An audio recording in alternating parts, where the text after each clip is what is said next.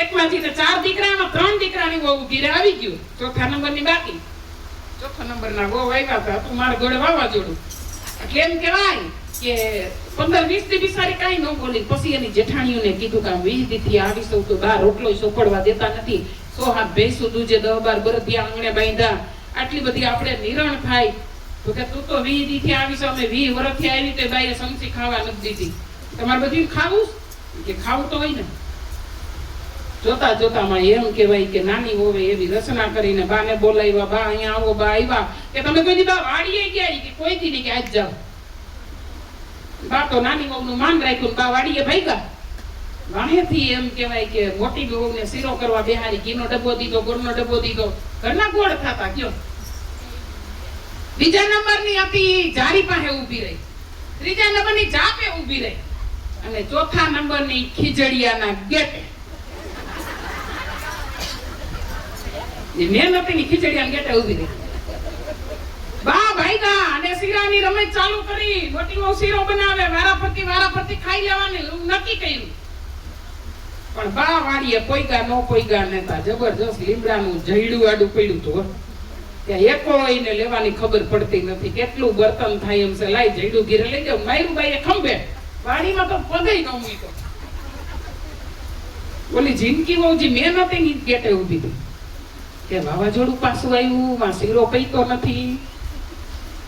લાંબો ઘૂમટો તાણીને રોવા માંડી. હો અરે જઈડું નો ઘા કર્યો, મારી વહુને કઈ હતું નહીં, અને આ શું થઈ ગયું બા? હજી નથી ને સેય નહીં. હવે સમજાય તો વંદન કે જી આવ્યું ને બધું જોઈડામાં આવ્યું. તો આનું હું કરું? લાય કોઈ છોકરા અંદર પાછું નાખ્યા. પાછું નાખવા છોકરા નહીં, બા તમે જ જાઓ. આ ભાઈગાને નાખવા હતા. અહીંયા શીરાનો કાર્યક્રમ પૂરો થઈ ગયો.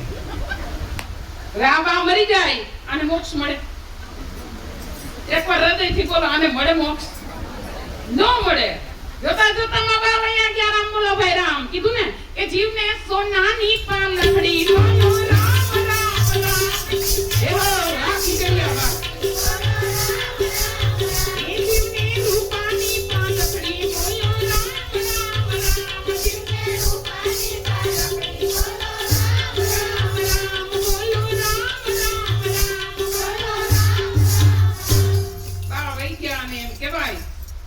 સ્મશાન યાત્રામાં તો ડાયા આવે, દોઢ ડાયા આવે, મારા જેવા હરમ ડાયા આવે.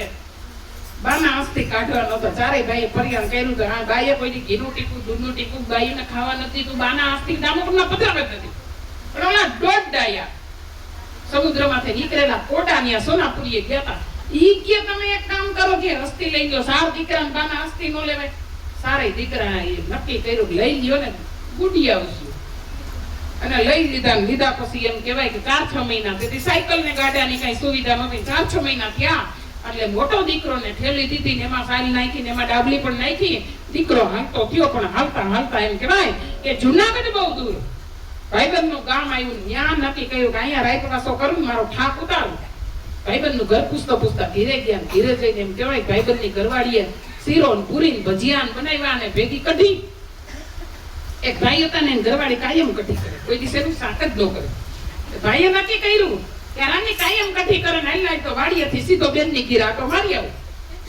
ભાઈ બેન ની ઘીર આટો મારવા ગયા હતા. બેન વાડીએ ગયા હતા. વાડીએથી સબીઓ લઈને ઘીરે આવ્યા. છોકરાઓ લીલોતરી ખાઈ ખાઈ તો કંટાળી ગયા છે. મામા આવ્યા છે કઢી કરો. ચલો ભાઈ કે મારા કરમમાં જ કારમી નારાયણની ભેગી જ ભેગી સરસ મજાની કઢી બનાવીને હામી ખીતીને ખીતીએ ઠેલી ટીંગાડી. પણ જેની ઘરે ગયા હતા ઈ બે ભાઈ ગાડલા ને તકિયા માથે હુતા છે. પણ એમ કહેવાય કે વાતો કરતા કરતા વાતો ખૂટે નહીં. ઓલી એની ઘરવાળી હતી ને એને નીંદર આવે નહીં. આ ઠેલીમાં હું ઈસે એને આદત થઈ હતી. આ કોઈ હાસ્ય નથી. મારો સૂર કહેવાનો એક જ છે, કોઈની ઠેલી ન ફોરવી. ઠેલી લીધી. 12 વાગે બે જણા હુઈ ગયા. ઠેલી લીધી. ઠેલીમાં જઈને જોયું તો એક સાઈલ હતી ને એક ડાબલી હતી ને આમ કર્યું ને એને ખબર નહોતી કે આ અસ્થિ પધરાવા જાય છે કે આ ભાગ્યો કોકનું ઘરેણું ભગવા જતો લાગે છે. લઈને ડાબલી પટારામ 12 વાગે મૂકી.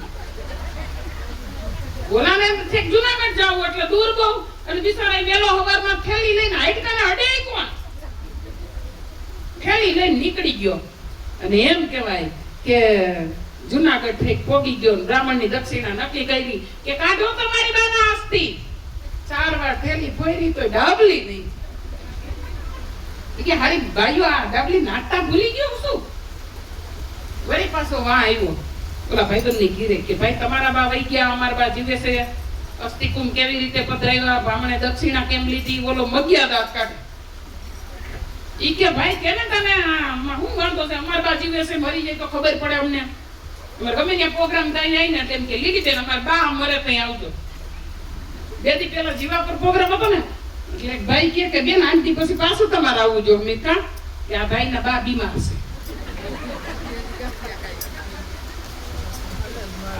એટલે એમ કહેવાય કે બાના અસ્થિકુંભ લઈ અને ઓલા ભાઈ કીધું મારી બાના અસ્થિ થેલીમાંથી પડી ગયા કે અથવા બાયુએ ઘીરેથી નાખ્યા નથી, ત્યાં જે નીકળ્યા નહીં એટલે એની વિધિ અમે કઈ કરી નથી.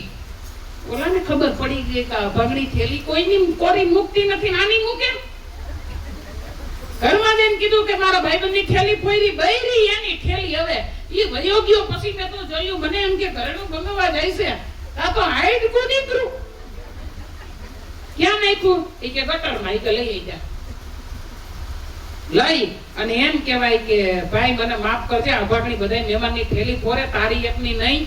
કાઈ વાંધો નહીં કે પાછો ઘીરે ગયો. 4થા નંબરની વહુ હતી ને એ કે ભાઈ એકલા ગયા ને એટલે બાનું આટકું પાછું આવ્યું, હાલો બધાય જાય.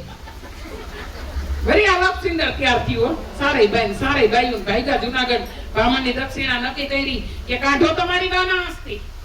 અસ્થિ કાઢ્યા, પધરાવી દીધા, દામોકટ પોગી ગયા. 7 જણા નાય પણ જે 4થા નંબરની હતી ને નાય નહીં, નાવાની સોયથી. બોલી એવી તઈની જેઠાણીઓ કે 4 ધામની યાત્રા કરીને ભગણી નાવું પડે, નાઈ લે ને. કે ભાભી બધાય મારા જેઠ ઉભા છે ફરતા, મારે કેમ નાવું? ક્યાંય નહીં આખા પાછા થઈ જાય. નહીં ભાભી મને ટાઈટ ભાઈ. ઓલી તઈને જણ્યું કે આમાં બુદ્ધિ જ નથી, હાલો ને બધી થઈ નવરાવી. તઈને તઈને દામોકુંડમાં નાખીને તા વરી ડાબલી ડબકા મારે. એને વિશે ખબર નથી. પેલાના કઈ જાણે હોવું દીકરા ઉપર વિશ્વાસ નતો એટલે ખિસ્સામાં નાખીને જ યાત્રા કરવા જાય અને ચોરી થાતી નહીં. ગયો આ ડાબલી ડબકા મારે કે આ તો બીસા જાત્રા વાળાને ઘરેણું પડી ગયું લાગે છે. લઈને ડાબલી પાસે ખિસ્સામાં નાખી. આખા જુનાગઢમાં રેખડા આ વાતની કોઈને ખબર નથી. ઘરે આવ્યા મીંડા તૈયાર ઘરનો ડાયરો બધાય આંજે વારો પાણી કરીને ભેગા થાય અને એક સાથે ફેમિલી 2 હતા. આવો રિવાજ હતો. એટલે જાત્રા કરીને આવીને એમ કહેવાય કે બેઠા બધાય મીંડા જુનાગઢ એટલે દૂર કહેવાતું તે દી. અને મીંડા જુનાગઢની બધી અડી કડી કરવાનું, નવ ગણકું ના પલાણું દીકરું વાતો કરવા. ઓલી જિંદગીની મોટી જેઠાણી કે ભાભી ઘરમાં આલો સમજે બોલવું નહીં. ઈ કે ઘરમાં આવો, મને કોકના ઘરેણાની ડાબલી જડી છે કે મૂંગી મરને આપણો બેનો ભાગ. ઘરમાં જઈને જોયું તો બાનું હાઈટકું કે હારા કામમાં ધ્યાન ન દે ને તો આપણા હાઈટકાઈ સંસંતા પાછા આવે. બોલીએ કૃષ્ણ કનૈયા. માત્ર 2 થી 3 મિનિટનો